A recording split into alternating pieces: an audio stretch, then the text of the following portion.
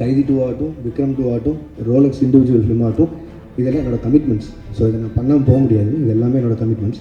So அதனால் LCU மூடப்படல, திருப்பி open ஆகும். 2 பேரும் நிறைய ஆக்ஷன் ஃபிலிம்ஸ் கண்டினியூஸாக பண்ணிகிட்ருக்காங்க. ஜெயிலர் 2 வரைக்கும் ரஜினி சார் ஆகட்டும், இப்போது கமல் சாரோட அடுத்த அன்புரி மாஸ்டர் டைரெக்ஷனில் வர படமாகட்டும். ஸோ எல்லாமே ஹெவி ஆக்ஷனாக இருக்குது. திரும்பவும் கேப் இல்லாமல் இன்னொரு ஆக்ஷன் போகணுமாங்கிறது அவங்களுக்குள்ள ஒரு கேள்வி வந்து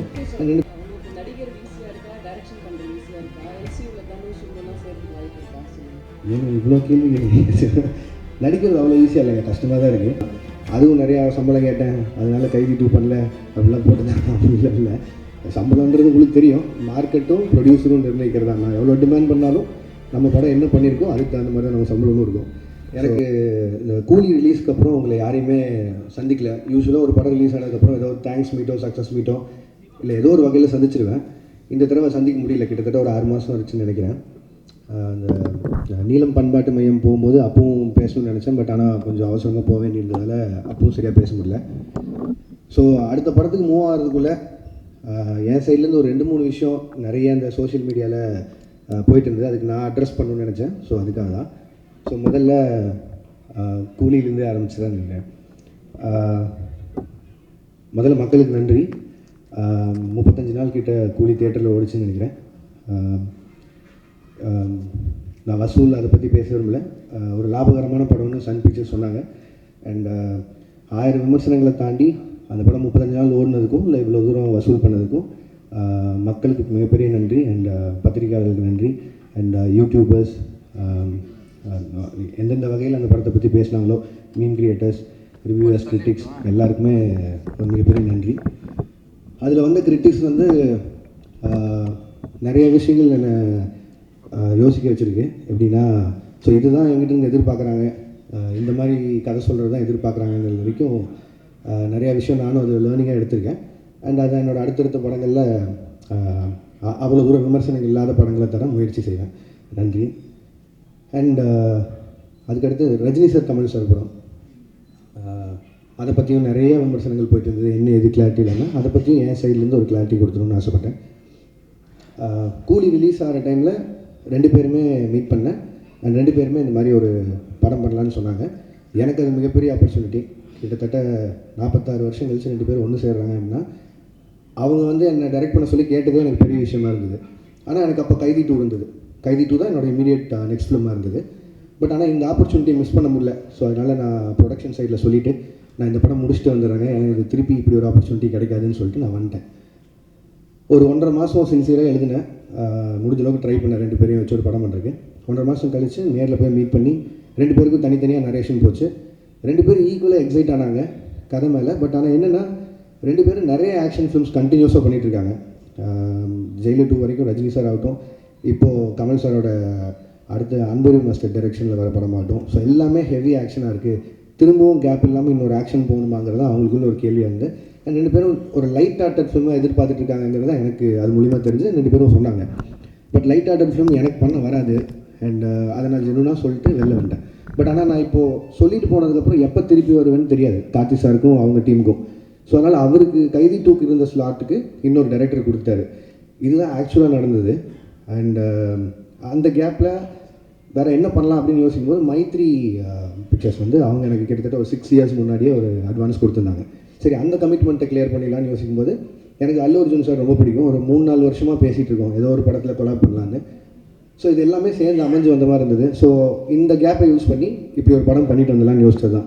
அதுவும் நிறையா சம்பளம் கேட்டேன், அதனால் கைதி 2 பண்ணல அப்படிலாம் போட்டுதான். அப்படிலாம் இல்லை, சம்பளன்றது உங்களுக்கு தெரியும். மார்க்கெட்டும் ப்ரொடியூசரும் நிர்ணயிக்கிறதா. நான் எவ்வளோ டிமாண்ட் பண்ணாலும் நம்ம படம் என்ன பண்ணியிருக்கோம் அதுக்கு தகுந்த மாதிரி தான் நம்ம சம்பளமும் இருக்கும்.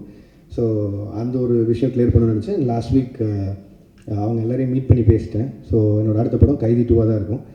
அது ஏன் நான் ரொம்ப சால்ட்டாக சொல்கிறேன்னா, அந்த எல்சியூ இல்லை, எல்சியூ க்ளோஸ் ஆகிடுச்சு அதெல்லாம் போட்டிருந்தாங்க. அது வந்து ஜி ஸ்குவாட் இல்லை. ஜி ஸ்குவாட் க்ளோஸ் பண்ணுறேன்னா நான் க்ளோஸ் பண்ணிடலாம். எல்சியூன்றது வந்து ஃபர்ஸ்ட் ஆஃப் ஆல் அந்த பேரே நான் வைக்கல. அது வந்து ஃபேன்ஸாக அவங்க தெரியல எல்சியூன்னு ஒரு நாள் சொன்னது, நான் அதை ஃபாலோ பண்ணிருக்கேன். ஸோ அதை டக்குன்னு நான் ஒருத்தர் மட்டும் முடிவு பண்ணி இல்லை எல்சியூவில் படம் வராது அப்படிலாம் சொல்ல முடியாது.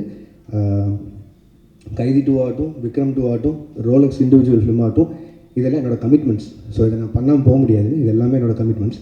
ஸோ அதனால் எல்சியூ மூடப்படல, திருப்பி ஓப்பன் ஆகும். இந்த அல்லு அர்ஜுன் சார் படம் முடிச்சோன்னே அது இப்போ தான் ஆக்சுவலி ப்ராப்பராக ஓப்பன் ஆகும்னு நினைக்கிறேன். அண்ட் அதுக்குள்ளே ப்ரொடக்ஷனில் பென்ஸ் இருக்குது, அதுவும் எல்சியூக்குள்ளே தான் வருது. ஸோ ஏதோ ஒரு பாயிண்டில் எல்சியூ சம்மந்தமான படங்கள் வந்துகிட்டே இருக்கும். அண்ட் இதுதான் மொத்த clarity. And Aamir Khan sir படத்தை பற்றியும் சொன்னாங்க. அமீர் கான் சாரும் நானும் ஒரு படம் பண்ணுறதா இருந்தது. அண்ட் இப்போவும் பேசிட்டு தான் இருக்கோம். இத்தனை கமிட்மெண்ட்ஸ் எனக்கும் இருக்குது, அவருக்கும் நிறைய கமிட்மெண்ட்ஸ் இருக்குது. ஸோ அது எப்போன்னு தெரில, பட் ஸ்டில் அது பேசிகிட்டு இருக்கோம். அண்ட் அவள் தான், இதுதான் நான் மேஜராக அட்ரஸ் பண்ணணும்னு நினச்சேன். இது நான் ஒரு பாயிண்டில் பதில் சொல்லி ஆகணுன்ட்டே இருந்தது. ஏன்னா ஒரு சைடு 2 சைடில் எல்லா பக்கமும் பேசிகிட்டே இருக்காங்க. ஸோ என்னோடய சைட்லேருந்து ஒரு கிளாரிட்டி கொடுத்துட்டு நான் அடுத்த படத்துக்கு மூவ் ஆகணுன்ட்டு இருந்தது. ஸோ அதனால தான் இந்த press meet. And thank you so much எல்லோரும் வந்ததுக்கு. உங்களுக்கு எதாவது கேள்விகள் இருந்ததுன்னா கேட்கலாம்.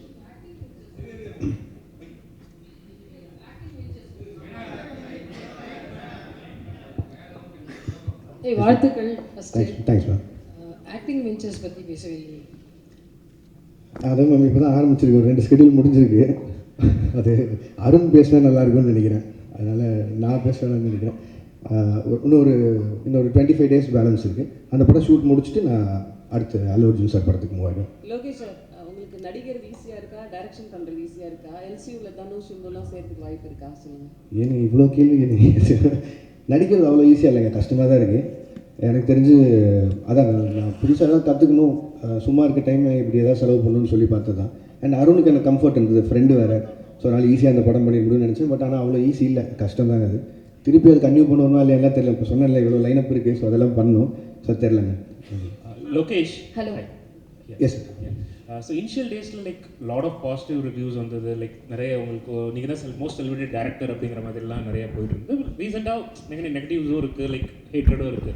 So handling both these things, different spectrum, like அதை எப்படி பார்க்குறீங்க? Like how you handle those?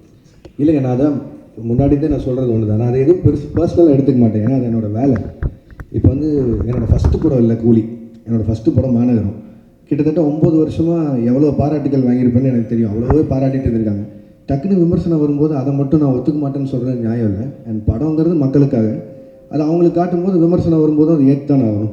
So அதனால் அதை நான் ஸ்பிட் பண்ணி பார்க்கல. அண்ட் ரெண்டாவது அதை நான் பர்சனலாக எடுத்துக்கல, அது ப்ரொஃபஷனாக மட்டும் வச்சுக்கலான் இருக்கேன். ஸோ அதனால் success and average and going back அது உண்மை தானே, எல்லாருக்குமே நடக்கிறது தானே. ஸோ அதனால் நான் பெருசாக எடுத்துக்கல. Thank you. Hello, hi sir. Bhuvanesh from the Hindu. You have a very loyal and passionate fan base, sir. அவங்க உங்களுக்கு கிரிட்டிசைஸ் பண்ணுறப்போ கூட it comes from a place of emotional investment that they have had over the years. இவ்வளோ படங்கள் பண்ணதுக்கப்புறம் how do you now define the relationship that you have with your audience? இல்லைங்க, அவங்க ஜெனுவனாக பேசுகிறதுல it is not just criticism, but அதில் ஏதோ ஒரு அக்கறை இருக்குதுன்னு நான் பார்க்குறேன். இப்போ நான் எக்ஸாம்பிளாக தான் சொல்கிறேன், ஒரு 10 ஃப்ரெண்ட்ஸ் இருக்காங்கன்னு வைங்களேன், அது எல்லாமே சரின்னு சொல்லிட்டு யாரோ ஒருத்தர் மட்டும் இல்லைனா நீ செய்கிறது தப்புன்னா அவன் உண்மையிலேயே ஃப்ரெண்டுன்னு நினைக்கிறேன். அந்த லாயல் பேஸ் ஆஃப் ஃபேன்ஸாக இருக்காங்க நான் நினைக்கிறேன். ஸோ அதனால் I'm very happy about them. Sir Akshay from the new Indian express. நீங்கள் ஒரு ஃபியூ இயர்ஸ்க்கு முன்னாடி வந்து சொல்லியிருந்தீங்க, இந்த மாதிரி எனக்கு ப்ராஜெக்ட்ஸுக்கு நடுவில் வந்து கொஞ்சம் ஸ்பேசிங் பண்ணணும், so that I can write அப்படின்ற மாதிரி சொல்லிட்டு இப்போ நீங்கள் அடிஷ்னலாக வந்து ஆக்டிங்கும் பண்ணுறீங்க. So doesn't that defeat the purpose? இல்லைங்க, அப்படி பார்த்தா I can take lot of breaks. But பிரச்சனை என்னென்னா, இப்போ சொன்ன இந்த கமிட்மெண்ட்ஸ் எல்லாம் இருக்குல்ல, இது எல்லாமே ஒரு டைம் லைனில் இப்படி போகும்னு நினச்சி பண்ணுறோம். அது நடக்காமல் போகும்போது நம்மளுக்காக வெயிட் பண்ணுற ஹீரோஸ் இருக்காங்க, நமக்காக வெயிட் பண்ணுற ப்ரொடியூசர்ஸ் ஆகிடுறாங்க. ஸோ அதில் நிறைய அவங்களோட ஃபண்ட்ஸ் இன்வால்வ் ஆகுது. ஸோ என்னோடய பிரேக்ஸ் வந்து அதில் அப்படி ஆகாது. அண்ட் இது நான் மெயினாக பண்ணணும்னு நினச்சது காரணம் என்னென்னா, ஆஃப்டர் கூலி ஐ நோ ஐல் டேக் ஒரு 7-8 months பிரேக்குன்னு சொல்லி. ஸோ அந்த கேப்பில் ஒன்று பண்ணலான்னு யோசிக்கும் போது தான். அண்ட் அருண் எக்ஸ்பிளைன் பண்ணும்போதும் இந்த ஃபிலிமுக்கு ஒரு 60 days போதும் அப்படிங்கிற மாதிரி இருந்தது. ஸோ அதனால் என்னால் ஈஸியாக பண்ணிட முடியும். எதிர் வேறு எங்கேயாவது ஒரு வெக்கேஷன் போகிறதுக்கு பதிலாக இதில் போனால் கொஞ்சம் அப்சர்வ் பண்ணலாம், கற்றுக்கலாங்கிற ஒரு பாயிண்ட் தான். பட் இப்போ நம்ம ஏற்கனவே எழுதி வச்சுருந்த கதைனா அவ்வளோ ஒர்க் பண்ண தேவையில்லை. ஐ மீன் இப்போதைக்கு அது எவ்வளோ தூரம் கான்டெம்பரரி அடாப்ட் பண்ண முடியுமோ அதுக்கு மட்டும் பண்ணிட்டு போயிடலாம். புதுசாக போய் ஃப்ரெஷ்ஷாக ஒரு கதை எழுதணும்னா பிரச்சனை தான். ஸோ இந்த வயசில் ஓடி பார்த்தலாங்க தான். Lokesh sir, Yes, ma'am. Abhirami from Dinamalar. Hi, ma'am. First of all, thanks and appreciation for this clarification. ஏன்னா இந்த கிளாரிஃபிகேஷன் இல்லாமல் நிறைய உங்களை பற்றி போயிட்டே இருந்ததுங்க. Welcome ma'am. Thank you so much for that. இப்போ நீங்கள் ஆக்டிங்கில் மறுபடியும் இது டிரெக்ஷன் ஆக்டிங்க்கு வந்திருக்கீங்க. To you have any idea to extend this acting? ஏன்னா இப்போ 2 ஸ்கெடியூல் முடிச்சிருக்கேன்னு சொல்லியிருக்கீங்க. ஸோ திரும்ப ஆக்ஷன் பண்ணலாமா, நடிக்கலாமா, இல்லை நீங்கள் டைரக்ஷனுக்கே திரும்பி போயிடலாம் அப்படின்னு முடிவு? இல்லை மேம், திரும்பி போகிறக்கான விஷயமே இல்லை. இடையில ஸ்கூலில் லீவ் விட்ட மாதிரி தான், அந்த கேப்பில் ஓடி போய் நடிச்சுட்டு. பட் ஆனால் என் ப்ரொஃபஷன் டைரக்ஷன் பண்ணாமல் அதில் தான் எடுக்க போகிறேன். இதே மாதிரி திருப்பி ஒரு 6 மாதம் படங்களுக்கு நடுவில் கேப் வந்து ஒரு சின்னதாக யாராவது ஒரு கதை எடுத்தால் நடிக்கலாமா. பட் இப்போதைக்கு அந்த எண்ணெல்லாம் இல்லைங்க. அருண் படம் முடிச்சுட்டு டைரக்ஷன் போகணும். Okay, best wishes. Thank you, ma'am. Sir Allu Arjun படம் இரும்பு கை மாயாவி. சார் இரும்பு கை மாயாவி அந்த கதை தான் அல்லு அர்ஜுன் பண்ணுறேன். இல்லை சார், அது வந்து இப்போ தான் அனௌன்ஸே பண்ணியிருக்காங்க சார் அந்த படத்தை பற்றி. ரெண்டாவது அவங்க ப்ரொடியூசர் சார்பாக அவங்க சைட்லேருந்து வர அனௌன்ஸ்மெண்ட் வர வரைக்கும் பண்ணிருக்கலாம். இப்போதைக்கு ஒரு படம் பண்ணுறோம்.